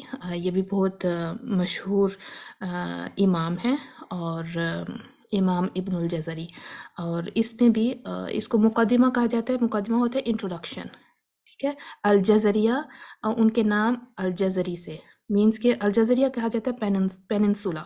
تو because he belongs to the area which is perhaps was called a peninsula. سو جیسے ہم کہیں گے کہ کوئی پاکستانی ہے، کوئی انڈین ہے اور اپنے علاقائی جو ہے وہ ایریا سے پہچانے جاتے ہیں. تو جیسے کسی کو ہم پانی پت کا نام دے دیں کہ یہ وہ والی امام ہیں جو پانی پت سے ہیں. تو اسی طریقے سے یہ امام ابن الجزری جو تھے وہ الجزریہ سے ان کا تعلق تھا تو وہ ان کا ٹائٹل بن گیا. تو انہوں نے اپنے پوئم کو یہ ایک نام دیا المقدمہ الجزریہ، ٹھیک ہے. تو اس میں بھی جو رولز مرتب کیے گئے تھے وہ بھی پوئٹک فارم میں تھے. اس میں بھی باقاعدہ اجازت دی جاتی ہے، اس کو سیکھا جاتا ہے. اور امام الجزری نے جو فالو کیا جن امام کو وہ الفراہیدی ہے، خلیل احمد بن الفراہیدی، جنہوں نے یہ مخارج اور میں نے جس طرح حمزہ کا کہا کہ جنہوں نے حمزہ کو شیپ دی تھی، ان کے اوپینین کو فالو کیا امام ابن الجزری نے مخارج کو لے کے. اور مزید ان کی پوئم میں جو بھی انہوں نے مرتب کیا آگے فردر. یہ سند ہے روایہ حفص عن عاصم کی. ہم جو روایت پڑھتے ہیں نا ابھی جو پریویلنٹ ہے مسلم ورلڈ میں، چونکہ روایہ بہت ساری ہے تو لیکن جو موسٹ کامن ہے اور زیادہ تعداد میں جو لوگ پڑھتے ہیں جس روایت میں وہ ہے حفص، روایہ حفص عن عاصم. تو حفص جو ہے یہ جو امام تھے ان کا نام تھا. تو یہاں ان کی سند ہے کہ اللہ سبحانہ تعالیٰ نے جب قرآن نازل کیا جبریل علیہ السلام کو تو پھر ان کے ذریعے محمد صلی اللہ علیہ وسلم کو انہوں نے آگے سکھایا علی بن ابی طالب کو. علی بن ابی طالب نے آگے سکھایا ابو عبد الرحمن کو، ابو عبد الرحمن السلمی یہ ان کا پورا نام تھا. عبداللہ بن مسعود انہوں نے آگے سکھایا زر بن حبیش کو. تو آپ یہ دیکھیں یہ صحابہ کرام ہیں، انہوں نے آگے ان کو سکھایا، یہ ان کے اسٹوڈنٹس تھے. ان سب سے عاصم بن ابی النجود یہ ان کا پورا نام تھا، انہوں نے سیکھا. ان سے مزید ان کے آگے دو اسٹوڈنٹس تھے حفص اور شعبہ. حفص اور شعبہ ہم جن کی روایت کو فالو کر رہے ہیں وہ ہے حفص کی. تو امام حفص عن عاصم ان کے طریقے پہ، ان کی روایت پہ، طریقہ نہیں روایت جو ہم تک پہنچی ہے، اس کی یہ چین آف نریشن ہے. ٹھیک ہے، کس طرح رسول اللہ صلی اللہ علیہ وآلہ وسلم تک ان کی یہ روایت جاتی ہے. تو جو رولز ہم پڑھیں گے، جو رولز ہم آج سیکھتے ہیں، وہ رولز ہم تک پہنچے ہیں امام حفص کے ذریعے. ٹھیک ہے، تو یہ ان کی چین آف نریشن ہے، ان کی سند ہے. مخارج. مخارج کیا ہوتے ہیں؟ مخارج پوائنٹس آف ووکل آرٹیکولیشن اور پوائنٹس آف آرٹیکولیشن کو کہتے ہیں. اس کی ڈیفینیشن کیا ہے، مخارج اور صفات کیا ہیں، عربک ساؤنڈز کیا ہیں، یہ ہم انشاءاللہ اللہ سبحانہ وتعالیٰ کے فضل سے انشاءاللہ سیکھیں گے. مخارج کی ڈیفینیشن. مخارج مخرج کی جمع ہے، اور یہ ورڈ نکلا ہے خارجہ یا یخرجو سے. مخارج یا مخرج، خارجہ یا یخرجو مطلب کوئی بھی نکلنے کی جگہ، ایگزٹ پوائنٹ، کسی چیز کو خارج کر دینا، نکال دینا، کوئی بھی ایسی جگہ جہاں سے آپ نکلتے ہو، باہر نکلتے ہو، ایگزٹنگ. ٹھیک ہے، یہ اس کا لٹرل میننگ ہے. اگر ہم اس کی ٹیکنیکل میننگ پر جائیں تو ہم کہیں گے کہ وہ جگہ یا وہ ایگزٹ پوائنٹ، وہ جگہ یا وہ ایگزٹ پوائنٹ جہاں سے حروف کی آواز نکلتی ہے یا ٹھہرتی ہے. تو وہ ایگزٹ پوائنٹ ہمارے منہ میں ہو سکتا ہے نا. ایگزٹ پوائنٹ کون سا ہے؟ اگر ہم ٹیکنیکل میننگ میں دیکھیں تو وہ والی آواز، وہ ساؤنڈز جو ہم اپنے آرگنز آف سپیچ کا استعمال کرتے ہوئے نکالتے ہیں. تو جس جگہ پر آ کے یا تو وہ آواز ٹھہرے گی، یا جہاں سے ہٹ کرتی ہوئی آواز یا کٹ کرتی ہوئی آواز باہر آئے گی، اس مقام کو، اس جگہ کو ہم کہیں گے کہ یہ اس ساؤنڈ کا مخرج ہے. فار ایگزامپل آپ ٹرائی کریں، اگر آپ کہیں قا قا قا، تو کہیں نہ کہیں ہمارا آرگن آف سپیچ ہمارے منہ میں ٹکرا رہا ہے، کہیں پہ آواز دو آرگن سے آپس میں مل کے نکل رہی ہے. تو ہم کہیں گے کہ یہ خاص جو حرف ہے، یہ جو ساؤنڈ ہے، یہ ہماری اس ایک خاص جگہ سے نکل رہی ہے. تو اگر آپ اس قا کی آواز کو اپنے ہونٹوں سے ادا کرنے کی کوشش کریں، وہاں سے یہ آواز نکالنے کی کوشش کریں، تو آپ نہیں نکال پائیں گے، کیونکہ اس کی آواز وہاں سے نکل ہی نہیں سکتی. اس کی آواز کو نکالنے کے لیے آپ کو زبان کا پچھلا حصہ یوز کرنا پڑے گا، جو آپ کے پیلٹ کو لگے گا، تو وہیں سے ایک یہ مخصوص آواز آئے گی. تو ہمارے پاس جتنے بھی حروف ہیں ان کی مخصوص آوازیں ہیں، اور وہ آواز نکلے گی اسی وقت جب ہم اس کے خاص مخرج کو ٹچ کریں گے. تو اس آواز کو نکالنے کے لیے ہمارے پاس کچھ ٹیکنیکس ہیں. اگر ہم آواز کو نکالنا چاہتے ہیں تو سب سے پہلے آپ ان آوازوں کو سنیں، آپ دیکھیں، اپنے آرگنز آف سپیچ کو سمجھیں، اور پھر اس کو فالو کریں، کاپی کریں، اور اس آواز کو سمجھنے کی کوشش کریں، تو انشاءاللہ وہ آواز آپ نکال سکتے ہیں. اکثر کہا جاتا ہے کہ اگر آپ جیسے کہتے ہیں نا آواز کا ٹھہرنا یا آواز کا نکلنا، تو آواز ٹھہرتی کس طریقے سے؟ آواز کو ٹھہرانے کے لیے اگر آپ دیکھیں کہ اگر آپ الف زبر، اگر آپ نے با کی آواز کو دیکھنا ہے کہ کہاں سے آتی ہے، فار ایگزامپل، تو آپ دیکھیں کہ میں ٹرم یوز کروں گی عربک کی ہی، تاکہ آپ کیونکہ تجوید سیکھ رہے ہیں تو ہم وہی ٹرمز یوز کریں تو زیادہ بہتر ہے. تو اگر میں حمزہ فتح آ کو با ساکن کے ساتھ ملا کے پڑھوں تو مجھے با کا مخرج پتہ چلے گا. کیسے؟ اب اب اب. تو میرے ہونٹوں پہ آواز با کی ٹھہر رہی ہے، اور میں اس کو باؤنس نہیں کر رہی، میں اب نہیں کہہ رہی، بلکہ میں اس کو اب کہہ رہی ہوں، تاکہ مجھے پتہ چلے کہ میری آواز ٹھہرتی کہاں ہے، اس حرف کی آواز کو جاننے کے لیے، اس کا مخرج دیکھنے کے لیے. تو کوئی بھی حرف اگر آپ اس کا مخرج جاننا چاہتے ہیں تو اسی طریقے سے حمزہ فتحہ کے ساتھ اس خاص حرف کو ساکن کر کے پڑھنے کی کوشش کریں، اس کو باؤنس نہیں کریں، اس کو اسی طریقے سے پڑھنے کی کوشش کریں اور دیکھیں کہ آپ کی آواز کہاں پر ٹھہرتی ہے۔ جس بھی جگہ پہ آپ کی آواز ٹھہرے گی وہ اس خاص حرف کا مخرج ہوگا۔ ٹوٹل ایگزٹ پوائنٹس کتنے ہیں؟ ٹوٹل مخارج کتنے ہیں؟ اکارڈنگ ٹو امام الفراہیدی یہ 17 ہیں، اور امام ابن الجزری نے بھی انہی کا اوپینین فالو کیا ہے، اور انہوں نے یہی کہا کہ یہ ٹوٹل ایگزٹ پوائنٹس یا مخارج 17 ہیں۔ ان 17 مخارج کو مزید آگے ڈیوائیڈ کیا گیا ہے 5 میں۔ اگر ہم یہ 5 مین ایگزٹ پوائنٹس یا مخارج کو سمجھ جائیں تو پھر ان کے اوپر آسانی سے کام کیا جا سکتا ہے۔ یہ زیادہ ڈیٹیل میں ہیں، یہ مین ہے، اور انشاءاللہ آپ دیکھیں گے آگے کہ کس طریقے سے یہ مخارج ورک کرتے ہیں۔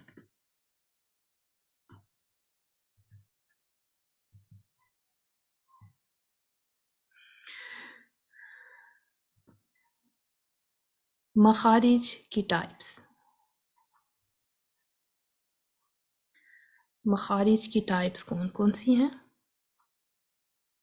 ہمارے پاس مخارج کی 2 ٹائپس ہیں۔ ایک وہ مخرج ہوتا ہے جس کو ہم کہتے ہیں مخرج مقدر، اور ایک ہے مخرج محقق۔ مخرج مقدر یہ وہ مخرج ہے جہاں پہ آپ کو آپ کی آواز کہیں پہ ٹکراتی ہوئی نہیں سنائی دے گی، بلکہ یہ ایک آواز کنٹینیو رہتی ہے، کوئی organ منہ کا یا حلق کا کہیں آپس میں نہیں ٹکراتا، بلکہ آواز آپ کے لنگز سے نکلتی ہوئی گلے سے پھر منہ کے ذریعے سے بالکل باہر آ جاتی ہے۔ جیسے اگر آپ ایک خالی پائپ میں آواز پیدا کریں اور اس میں کوئی ساؤنڈ پروڈیوس کریں تو کس طریقے سے خالی پائپ میں سیدھی سیدھی سی آواز باہر آئے گی، اس کے پاس کوئی بیریئر نہیں ہے، اس کے راستے میں کوئی بیریئر نہیں ہے، وہ سیدھی سیدھی باہر آواز آتی رہے گی۔ ایز لانگ ایز آپ اس میں آواز جاری کریں گے، آواز کنٹینیو رہے گی جب تک کہ آپ خود سے اس آواز کو نہ روک دیں۔ ایسا مخرج صرف ہمارے پاس الجوف کہلاتا ہے، ٹھیک ہے؟ الجوف، الخیشوم بھی انکلوڈ کیا جاتا ہے، لیکن آپ الجوف ہی کو فی الحال دیکھیں۔ خیشوم بھی ہے بٹ کنسیڈر الجوف فار اے مومنٹ۔ دوسرا ہے مخرج المحقق۔ المحقق وہ الجوف کو چھوڑ کے باقی جتنے بھی حروف ہیں وہ سب آ جاتے ہیں۔ الجوف کے حروف کو چھوڑ کے باقی تمام حروف کہیں نہ کہیں آ کے رکتے ہیں، کہیں ٹکراتے ہیں، ان کے درمیان ایک آبسٹیکل یا بیریئر آتا ہے، آواز رکتی ہے اور یہ منہ کے اندر رہتے ہیں، جبکہ جو الجوف کے حروف ہیں ان کی آواز بالکل باہر، کہتے ہیں نا leave it in the year, وہ باہر ان کی آواز نکلتی ہے بالکل، it doesn't stay in the mouth. لیکن جو باقی کے حروف ہیں ان کی آواز جو پیدا ہوتی ہے وہ منہ کے یا گلے کے اندر ہوتی ہے۔ یہ دونوں میں فرق ہے۔ سو وی ہیو 2 ٹائپس آف مخارج۔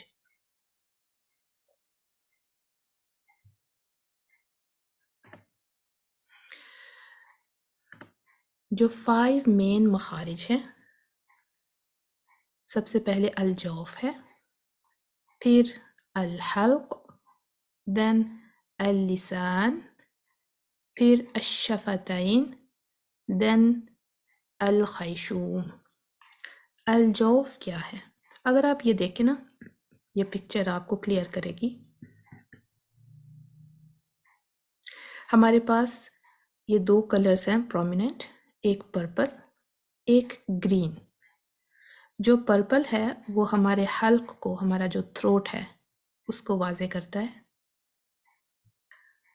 جو ہمارے پاس گرین کلر ہے یہ شو کر رہا ہے ہمارے منہ کا حالی حصہ، سو ہمارے حلق کا حالی حصہ اور ہمارے منہ کا حالی حصہ، یہ الجوف کہلاتا ہے، ٹھیک ہے؟ گلے کا حلق جسے کہیں گے، اور منہ کا حالی حصہ الجوف ایریا کہلاتا ہے۔ یہاں سے ہمارے پاس 3 حروف نکلتے ہیں جو مد کے حروف ہیں، جو کہ الف، واو ساکنہ اور اس سے پہلے اس سے ریلیونٹ حرکت آئے گی، اور یا ساکنہ اور اس سے پہلے اس کی ریلیونٹ حرکت آئے گی۔ الف، واو اور یا، یہ تینوں مد کے جو حروف ہیں ان کی آواز یہ ہمارے حلق اور ہمارے منہ کے حالی حصے سے جاری ہوتی ہے۔ یہ سب سے پہلے یہ والا مخرج ہے۔ آپ کو میں نے پیچھے بتایا نا کہ کس طریقے سے ترتیب الصوت، جو ہماری ساؤنڈ کی ترتیب ہے وہ کون سی ہے، تو وہ یہ والی ترتیب ہے کہ سب سے پہلے ہم الجوف دیکھتے ہیں، پھر ہم حلق کو دیکھتے ہیں جو ہمارا تھروٹ ہے، اس کے بعد ہم زبان کو دیکھتے ہیں اللسان، پھر ہم شفتین کو دیکھتے ہیں، پھر ہم خیشوم کو دیکھتے ہیں ہمارے لپس، اور پھر ہماری ناک کا حالی حصہ۔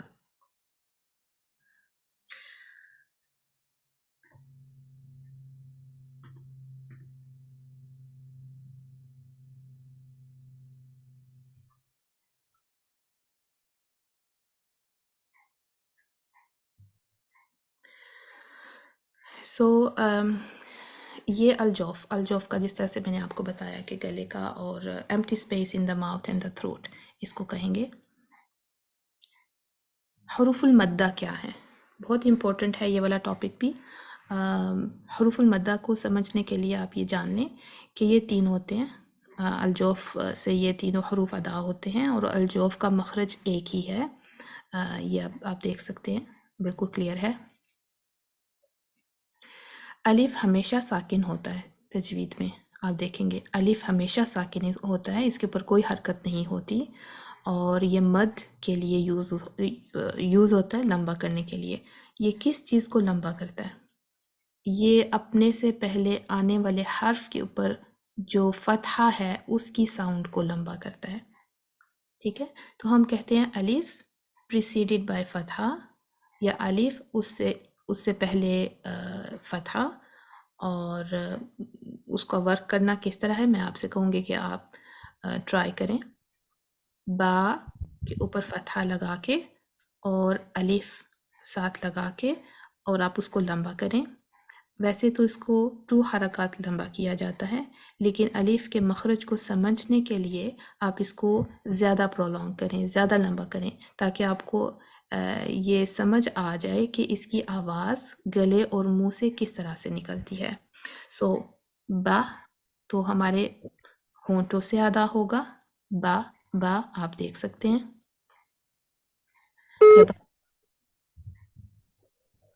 جب آپ با کہیں گے تو آپ کے ہونٹوں سے ہی ادا ہوگا، لیکن اگر جیسے ہی میں نے الف ساتھ ایڈ کیا تو یہ ہو جائے گا با با با با با۔ تو با کو جیسے ہی ریلیز کیا میں نے اور اس کو پرولونگ کرنے کی کوشش کی، تو جتنی ریمیننگ ساؤنڈ ہے وہ ہمارے گلے اور ہمارے منہ کے حالی حصے سے آ رہی ہے، اور آپ دیکھیں کہ یہ کنٹینیوس ہے، جب تک کہ میں خود سے اس کو روک نہ دوں یہ آواز جاری رہ سکتی ہے، ٹھیک ہے؟ اور وہ کہاں سے آ رہی ہے؟ میرے گلے اور میرے منہ کے حالی حصے سے آ رہی ہے۔ با ایک جگہ پہ بالکل سٹل ہے میرے آرگن، اور کنٹینیوسلی جیسے ہی میں تھرو کرتی ہوں آواز وہ کنٹینیوسلی اسٹریچ ہو رہی ہے۔ تو جو الف کا پارٹ ہے نا یہ وہاں سے ادا ہوتا ہے۔ وہی آگے ہم دوبارہ کریں گے واو کے ساتھ بھی۔ واو کا ایک اپنا مخرج بھی ہے، لیکن اس واو کو ہم واو مدیہ کہیں گے کب؟ جب یہ واو بالکل ایمٹی آف اینی حرکہ ہوگی، اس کے اوپر کوئی حرکت نہیں آئے گی، اس کے اوپر کوئی فتحہ کسرہ دمہ نہیں آئے گا، اور یہ اس کو ہم کہیں گے واو ساکنہ، ایون دو کہ اس کے اوپر سکون کا سمبل بھی نہیں آتا، یہ بالکل خالی لکھی جاتی ہے، اور اس سے پہلے کوئی حرف ہوگا جس کے اوپر دمہ بنا ہوگا، دمہ کی حرکت ہوگی، تو جو واو ہے وہ دمہ کی آواز کو لمبا کرے گا، ٹھیک ہے؟ تو فار ایگزامپل با بمہ بو، با بمہ بو. اب بما کی آواز کو مجھے لانگ کرنا ہے، لمبا کرنا ہے، کھینچنا ہے، وہی کروں گی جس طرح میں نے الف کے ساتھ کیا. اس کو میں پرولونگ کروں گی. اب اس دفعہ اپنے ہونٹوں کو راؤنڈ کرتے ہوئے، اپنی زبان کو پیچھے سے جو ہے وہ اٹھاتے ہوئے میں اس واؤ کو ادا کروں گی. بو بو بو. دیکھیں جب میں نے بو کہا زبان فلیٹ ہوگی، ہونٹ راؤنڈ ہوں گے کیونکہ دمہ ہے، زبان فلیٹ ہوگی. بو بو. لیکن جیسے میں نے اس کو پرولونگ کیا تو واؤ کی جو آواز ہے وہ میرے اب گلے اور منہ کے حالی حصے سے آئے گی. بو بو بو بو. یہ جتنا اسٹریچ آپ کو سنائی دے رہا ہے یہ سارا گلے اور منہ کے حالی حصے سے ہے. تب تک جاری رہے گا جب تک میں اس کو جاری رکھنا چاہوں، جب تک کہ میری سانس کنٹینیو رہ سکتی ہے. تو ہم اس کو کہتے ہیں واؤ ساکنہ پریسیڈڈ بائی دمہ، یا واؤ ساکنہ اور اس سے پہلے دمہ آ جائے. تو یہی اسی طرح سے ہم یا کے ساتھ کرتے ہیں، اس کو بھی کہتے ہیں یا ساکنہ اس سے پہلے کسرہ. ٹھیک ہے. یا بھی اسی طرح الف اور واؤ کی طرح empty of any symbol, any حرکہ ہوگی، ویسے یہ ساکنہ کہلائے جاتے ہیں. ضروری ہے کہ آپ واؤ کو ساکن کہیں، یا کو ساکن کہیں، صرف الف واؤ یا نہ کہیں. اوتھینٹک وے ہے کہ آپ الف اس سے پہلے فتحہ، واؤ ساکنہ اس سے پہلے ضمہ، یا ساکنہ اور اس سے پہلے کسرہ. اس طریقے سے اس کو آپ کہیں گے تو یہ ایک ڈیفینیشن پوری ہو جائے گی حروف المدہ کی. اگین یا ساکنہ سے پہلے ہم نے کسرہ لگایا. میں ورڈ یوز کروں گی ایگزامپل کے طور پہ با کسرہ بی. اگین با جو ہے وہ ہونٹوں سے ادا ہوگا، لیکن جیسے ہی میں نے بی کو لمبا کرنا چاہا، اب کسرہ کی آواز کو کیا چیز کھینچے گی؟ یا ساکنہ. سو بی بی بی بی بی بی. فرسٹ پارٹ بی ہے وہ ہونٹوں سے ادا ہو رہا ہے، لیکن اس کو لمبا کرنے کے لیے گلے کا اور منہ کا حالی حصہ استعمال ہو رہا ہے. اس طریقے سے ہم کہتے ہیں کہ الف، واؤ اور یا اور ان کے جو ریلیونٹ حرکات ہیں ان کے ساتھ وہ حروف المدہ کہلاتے ہیں. یہاں تک بھی کہا جاتا ہے کہ یہ جو الف ہے یہ مدر ہے فتحہ کی، جو واؤ ہے وہ بھی مدر ہے ضمہ کی، اور جو یا ہے وہ مدر ہے کسرہ کی. کیونکہ یہ جو حرکات تشکیل دیے گئے تھے، آپ کو پتہ پہلے ڈاٹس تھے نا، تو ان ڈاٹس کو ان حرکات میں جو شیپ دی گئی تھی اس کے پیچھے انسپیریشن ان 3 حروف ہی کی تھی. جیسے کہ فار ایگزامپل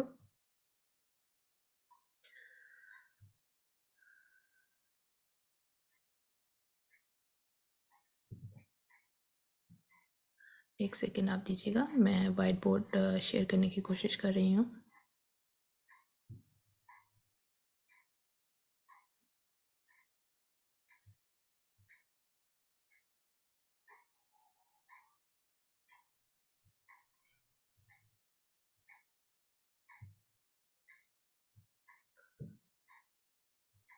کیا آپ وائٹ بورڈ دیکھ پا رہے ہیں؟ No. اوکے نہیں. Okay okay, no worries no worries.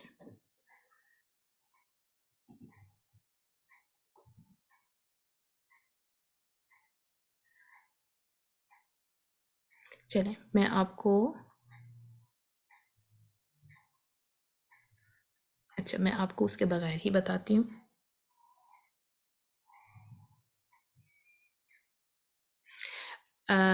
ہاں یہ والا وائٹ بورڈ تھا، اب آپ کو نظر آ رہا ہوگا. I hope so. جی میم. ٹھیک ہے، بہت شکریہ بہت شکریہ. اچھا دیکھیں یہ الف ہے نا، تو اگر اس الف کو سلانٹ کر دیں تو یہ فتحہ بن گیا. اس ہی الف کو سلانٹ کر دیا گیا ہے، اسی لیے یہ مدر ہے اور اس کو چائلڈ کہا جاتا ہے. آپ سم ٹائمز دیکھو گے کہ مصحف میں نا آپ ورڈز دیکھو گے عثمانی اسکرپٹ میں با اور اتنی لمبی اوپر سے یہ فتحہ بنی ہوتی ہے. کبھی آپ نوٹ کیجئے گا بالکل الف لگ رہی ہوتی ہے، اگر یہ سلانٹ نہ ہو تو بالکل الف ہی لگے. تو یہ اصل میں الف ہی سے اس کی تشکیل دی گئی ہے، الف اس کے پیچھے انسپیریشن ہے. اس لیے کہا جاتا ہے کہ ہمیشہ جو لیٹر الف ہے نا وہ صرف اور صرف فتحہ ہی کی آواز کو لمبا کرتا ہے. الف نے کبھی کسرہ دمہ کی آواز کو لمبا نہیں کیا، یہ نہ ہی کر سکتا ہے. It only stretches the sound of a فتحہ. So I have this letter با فتحہ با، اور میں نے اس کے بعد الف ہی کو لگانا ہے اگر میں نے با فتحہ کی ساؤنڈ کو لمبا کرنا ہے، کیونکہ یہ تو حرف کوئی بھی آ سکتا ہے نا، با کی جگہ تا بھی آ سکتا ہے، جیم بھی آ سکتا ہے، ہا بھی آ سکتا ہے، اور لیکن جس ساؤنڈ کو لمبا الف نے کرنا ہے نا، الف نے فتحہ کو ہی لمبا کرنا ہے. ٹھیک ہے نا، this combination. So this is the mother and this is the child. آگے ہم دیکھتے ہیں کہ جو ہے لیٹر واو، واو ساکنہ، اس کو ہم کہتے ہیں واو ساکنہ کیونکہ ہمارے پاس واو فتحہ کا آپشن بھی ہے. الف کے ساتھ تو وہ چیز نہیں ہے نا کہ اس کے اوپر فتح کا صدمہ نہیں آ سکتا، لیکن ہمارے پاس واو کا آپشن ہے کہ واو کے اوپر وہ والی واو جس کے اوپر فتحہ آ جائے، واو کے نیچے کسرہ آ جائے، وہ واو مد والی واو نہیں ہوگی، اس کو ہم مد واو نہیں کہتے. ٹھیک ہے، these are not the mud letters. For wow to be a mud letter, it needs to be empty of any haraka. It has to be sakina. تو ہم لکھیں گے واو ساکنہ اور اس سے پہلے دمہ. تو یہ جو دمہ کی شیپ ہے، اب دیکھیں کتنی شکل ملتی ہے ان دونوں کی آپس میں، almost same to same. صرف اس کو تھوڑا سا مزید اسٹریٹن کر دیا گیا، یہاں سے سیدھا کر دیا گیا، but this is almost the same. So this way we know that یہ جو دمہ ہے اصل میں اوریجنیٹ کیا ہے اس واو کی شکل سے. This was the inspiration behind it. واو اس کا مخرج اور اس کا مخرج بھی ادائیگی میں سیم ہی ہوتا ہے. یہاں پہ بھی آپ کو ہونٹ راؤنڈ کرنے ہیں. واو کا مخرج بھی ایسا ہے کہ جس میں آپ کو ہونٹ راؤنڈ کرنے ہوتے ہیں. تو اب آپ نے اس کا پڑھنا ہے تو کس طرح کریں گے؟ ہم کہیں گے کہ اگین ایک ایگزامپل ورڈ لے لیں گے با کا، اس کے اوپر دمہ لکھ دیں گے، با دمہ بو، اور آگے ہم واو ایڈ کر دیں گے. تو دمہ کی آواز کو واو نے لمبا کیا تو ہو گیا بو بو، اور یہی ہمارے پاس آ جاتا ہے یا. اب آپ دیکھیں گے یہ والی ایک یا کی شکل ہوتی ہے، ایک شکل یا کی ہمارے پاس یہ والی بھی ہوتی ہے، اکثر منی یا اس طرح سے لکھا جاتا ہے. یہ آپ دیکھیں گے کہ عربی زبان میں نا یہ والی یا کا استعمال ہوتا ہے. آپ اس میں دیکھیں گے ایون اردو زبان میں بھی ہمارے پاس دو طرح کی یا ہوتی ہے، ایک چھوٹی یا اور ایک بڑی یا. ایک یہ والی یا کہلاتی ہے اور ایک یہ والی یا. یہ والی یا جو ہے اسمال فارم میں ہمارے پاس جو عربی کا مصحف ہے عثمانی اسکرپٹ، اس میں آپ اس شیپ میں بھی یا کو دیکھو گے. ٹھیک ہے، تو اس کی شیپ سے ہمارے پاس کسرہ وجود میں آیا. تو آپ دیکھیں اس کو اگر میں اس کے اس والے حصے کو خالی کر دوں، ختم کر دوں، اور خالی اس کو لوں اور اس کو میں ترچھا کر دوں، سلانٹ کر دوں، تو یہ ہمارے پاس کسرہ ہوگا.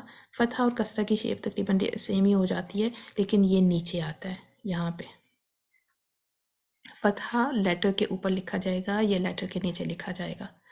تو ایگزامپل ورڈ آ گیا اگین ہمارے پاس با، کسرہ بی، اور ساتھ میں یا ایڈ کر دوں گی. تو کسرہ کی آواز کو صرف اور صرف یا ہی اسٹریچ کر سکتی ہے اور کوئی حرف نہیں یوز کر کوئی اور حرف اس کو اسٹریچ نہیں کر سکتا. تو یہ کمبینیشن ہی میں یہ مد کے حروف آتے ہیں. اب کویسچن پیدا ہوتا ہے کہ اب ہم اس کو کتنا لمبا کریں، مطلب کس حد تک اس کو لمبا کیا جانا چاہیے. تو آپ دیکھیں اس کو 2 حرکات لمبا کیا جاتا ہے. 2 حرکات، 2 کاؤنٹس بھی کہتے ہیں، لیکن حرکات کا ورڈ اگر آپ یوز کریں نا 2 کاؤنٹس کی نسبت تو وہ زیادہ بہتر ہے، کیونکہ اٹس مور لائک جس طریقے سے ہمارے علماء کرام نے اس کا یوز کیا، جو ان کے بنانے والے تھے، وہی والی یہ والی ٹرم پھر ہوگی. لیکن four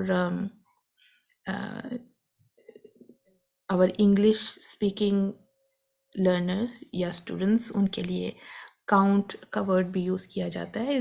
there is nothing wrong with that. تو ہمارے پاس یہ جو حرکات ہیں، فتحہ، کسرہ یا ضمہ، ان کو آپ ون حرکہ پڑھتے ہیں. ٹھیک ہے، ون حرکہ. جیسے میں کہوں با، بی، بو، با، بو، بی، تو جو ٹائم اس پہ لگا اس کو کہنے میں تقریباً 1 سیکنڈ ہی تھا. ٹھیک ہے، اس لیے اس کو ون کاؤنٹ بھی کہہ دیتے ہیں. یہ تقریباً 1 سیکنڈ تھا. با، بو، بی. اب جو ٹائم مجھے با کو کہنے میں لگا، میں اس کو کلیئر کرتی ہوں بالکل نئے پیج پہ. با کہنے میں جتنا آپ کو ٹائم لگا، ون کاؤنٹ با. آپ 2 کاؤنٹس یا 2 حرکات کو کس طرح کاؤنٹ کرتے ہیں؟ 2 ٹائمز ٹرائی ٹو سے با، با، با، با، با. ٹھیک ہے، اب اس کو اکٹھا کہنے کی کوشش کریں. Together. The 2 times ba. Try to say it together. Ba, ba, ba, ba, ba, ba. تو جو ٹائم آپ کو لگے گا نا 2 times با با کہنے میں، وہ ایک ہی دفعہ میں جتنا کہیں گے نا، that is the same timing for reading the mud letters.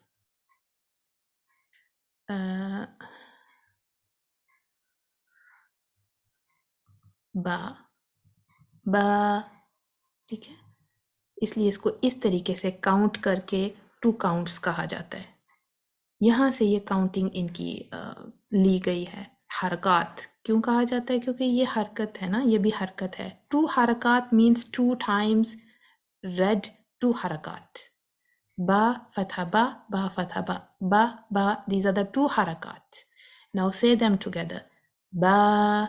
So this way we say these are the 2 حرکات long mud. سیم ہم کریں گے بو کے ساتھ بھی، ضمہ کے ساتھ بھی. آپ دیکھیں گے کہ اگر ہم کہیں بو اور بو ٹوگیدر، بو بو. Try saying it together. ابھی علیحدہ علیحدہ کہا، بو بو. ایک ساتھ کہنے کی کوشش کریں ان 2 حرکات کو، تو جو بھی ٹائم لگے گا نا وہ آپ کی مد واو کی ٹائمنگ ہوگی. بو بو بو، بو بو بو بو. تو اب آپ کے پاس آ گئی مد واو کی ٹائمنگ. بو بو. اس کو پرولونگ نہیں کرنا، اس کو بو نہیں کہنا، کیونکہ اس کا ٹائم اتنا نہیں ہے. یہ بھی تقریباً 1 سیکنڈ ہے، یہ بھی تقریباً 1 سیکنڈ ہے، تو آلموسٹ 2 سیکنڈ لانگ. جو ٹائم آپ کا بولنے میں لگتا ہے نا، اس کو آپ نے کاؤنٹ کرنا ہے. ٹھیک ہے، بو بو بو بو. 2 حرکات یہ ہو گیا. کسرہ کے ساتھ بھی سیم ہے. با کسرہ بی، با کسرہ be. The time it takes to say B, B separately, say them together. با کسرہ بی، بی، بی، بی، بی، بی، بی. تو یہ ہمارے پاس مد یا کی ٹائمنگ آ گئی. 2 حرکات. سو ہمارے پاس یہ تینوں جو یہ حروف المدہ ہیں، حروف المدہ الف، واو ساکنہ، اس سے پہلے ضمہ، اور یا ساکنہ، اور اس سے پہلے کسرہ. ان کو ہم کہیں گے حروف المدہ. اس کے آگے آپ ساکنہ بھی لکھ دیں تو زیادہ بہتر ہے. انگلش میں لکھ دیں بے شک، اگر آپ کے اردو لکھنا مشکل ہو. یا ویسے تو یہ عربی میں بھی اسی طرح سے ہی لکھا جاتا ہے. ساکنہ، ان کو ہم کہتے ہیں حروف المدہ، اور حروف المدہ کی ٹائمنگ ہے 2 حرکات. یہ نیچرل ٹائمنگ ہے ان کی، ٹھیک ہے، یہ نیچرل ٹائمنگ ہے. اور ان کو ہم کہتے ہیں اس مد کا یہ حروف المد ہے، ٹھیک ہے، یہ حروف ہیں الف واو اور یا اپنے ان حرکات کے ساتھ حروف کہلاتے ہیں، حروف، ٹھیک ہے. جیسے ہی آپ ان کو ورڈز میں یوز کرو گے نا تو اس کو مد کا ایک نام دیا گیا ہے. فار ایگزامپل میں آپ کو مصحف سے نکال کے دکھاتی ہوں. حروف المدہ یہ فی الحال مدہ ہے، مدود ہے. اگر ہم ان کو مصحف میں دیکھیں، جب یہ ورڈز میں یوز ہوتے ہیں تب ہم ان کو کیا کہتے ہیں؟ جیسے میرے پاس ہے قال، قال، یہ دیکھیں الف کس چیز کو کھینچ رہا ہے؟ فتحہ کو. قال، قال. اب اس مد کو ہم کہیں گے پرائمری مد یا نیچرل مد یا مد اصلی، اصلی مد اصلی، کیونکہ یہ نیچرلی فتحہ کی آواز کو کھینچ رہا ہے. Naturally it doesn't need any reason to exist there. ٹھیک ہے، نیچرلی آپ نے کاف کی فتحہ کی آواز کو کھینچنا ہے تو نیچرلی الف اس کی آواز کو لمبا کرے گا. So it doesn't need any reason for that. تو ہم کہیں گے کہ پرائمری مد، دیکھیں انگلش میں اس کے 2 نام ہیں، پرائمری مد یا نیچرل مد. اسی کو ہی ہم عربی میں کہیں گے تو پرائمری کو کہیں گے مد اصلی، نیچرل مد اسی کا ہی دوسرا نام ہے، اس کو کہیں گے مد طبعی. مد طبعی because naturally it is stretching the sound of the fatha on a qaf. Same way افما، افما، یہ بھی مد اصلی ہے. کوئی ایک نام آپ ذہن میں رکھیں، میں مد اصلی کا ورڈ یوز کروں گی تاکہ ہم سٹک ٹو رہیں کسی ایک ٹرم سے اور آپ لوگ بھی کنفیوز نہ ہوں. افما، قال، افما، یہ سیم ان کی ٹائمنگ رکھنی ہے. یہ نہ ہو قال، قال کریں. اگر آپ لا کریں گے تو کیا کیا آپ نے؟ فتحہ کے بعد الف ایڈ کر دیا. آپ اس فتحہ کی آواز کو لمبا کریں گے نا، 1 حرکہ سے لمبا کر دیں گے، مینز کہ آپ نے ایک نیا لیٹر انٹروڈیوس کر دیا یہاں پہ. تو ہم نے کچھ ایڈ نہیں کرنا کیونکہ یہاں الف تو ہے ہی نہیں. لام فتح لا، اس کو شارٹ ہی رکھنا ہے، 1 حرکہ لانگ رکھنا ہے. جہاں پہ الف ایڈ ہے اس کو آپ لمبا کریں گے. قال، قال، افما، الا، الا. دیکھیں یہاں پہ الف کے سے پہلے فتح ہے تو لام کو سٹریچ کیا جا رہا ہے الف کے ذریعے. ہمارے پاس اگزامپل آ جاتی ہے، دیکھیں لونا، لونا، لونا، لام کے اوپر دمہ ہے اور اس کے بعد واو. اگر میں کہوں عاملون، عاملون، عاملون، اگر میں وقف کروں تو سٹاپ کروں تو عاملون، تو مینس کہ میں نے واو کو ڈراپ کر دیا. واو یہاں پہ ایک حرف ہے باقاعدہ، اس کا اپنا سٹیٹس ہے. اگر میں نے اس کو یہاں لمبا نہیں کیا تو مینس کہ میں نے ایک حرف کو ڈراپ کر دیا، تو وہ غلطی ہوگی، میجر مسٹیک ہوگی. تو میں نے لونا 2 حرکات اس کو دینے ہیں. اگر میں کہوں گی جہاں پہ لمبا نہیں کرنا، فار ایگزامپل یہاں نحنو، نحنو، نو، نو، تو میں 2 کاؤنٹس لمبا کر رہی ہوں، 2 حرکات سٹریچ کر رہی ہوں نو کو. یہاں پہ تو واو ہے ہی نہیں. جب یہاں پہ واو ہے ہی نہیں تو میں اس کو لمبا کیوں کروں؟ میں اس کو شارٹ رکھوں گی، 1 حرکہ لونگ. نحنو، نحنو، ٹھیک ہو گیا؟ تو لمبا نہیں کرنا، جدھر لمبا کرنا ہے جہاں پہ مد ہوگی وہیں پہ لمبا کریں گے. اسی طرح لکنتو، لکنتو، تو نہیں کرنا ورنہ وہ واو آ جائے گی. ہمارے پاس مدیا کے دیکھیں یہاں پہ کچھ ایگزامپلس، یہ دیکھیں ربی، ربی، 2 حرکات. اگر میں کہوں ربی، یا کو ڈراپ کر دوں گی، وہ غلط ہوگا. تو یہاں مجھے سٹریچ کرنا ہے 2 کاؤنٹس، 2 حرکات، تاکہ یہ یا ادا ہو سکے. آئی ہوپ سو کہ یہ مد کا ٹاپک آپ کو سمجھ آ گیا ہے. جہاں ایڈ کرنا ہے مد کو لکھا ہوا ہے وہاں آپ کریں گے، جہاں پہ مد نہیں ہے، حرکت ہے صرف، اس کو آپ نے 1 حرکہ ہی لمبا رکھنا ہے، جسٹ اباؤٹ اے سیکنڈ، ٹھیک ہے؟ تو اتنا ہی آپ کریں گے۔ دیکھیں یہ والی، کیا میں اگر آپ سے پوچھوں کہ کیا یہ مد واو ہے، تو آپ کو پتا ہونا چاہیے کہ مد ہونے کے لیے واو کو بالکل ایمٹی آف اینی حرکہ ہونا ہے، اس کے اوپر کوئی حرکت نہیں آ سکتی، لہٰذا یہ مد واو نہیں ہے، یہ سمپل واو ہے، واو فتحہ وا، یہ وا کی ساؤنڈ ہے۔ یہ دیکھیں اگر میں آپ کو یہاں پہ پوچھوں کیا یہ مد ہے، تو آپ کو اگین کنفرم ہونا چاہیے کہ یہ بھی مد نہیں، کیونکہ اس کے اوپر سکون کا سمبل ہے، تو یہ بھی سمپل والی مد ہے، سوری مد کہہ رہی ہوں، یہ بھی لیٹر ہے، حرف ہے، جو کہ اس کے ساتھ مل کے پڑھا جائے گا، ماؤ ماؤ۔ میں اب یہاں پہ لمبا نہیں کر رہی، میں اس واؤ کی ادائیگی کر رہی ہوں ماؤ کر کے، یہ مد نہیں ہے کیونکہ اس کے اوپر سکون ہے۔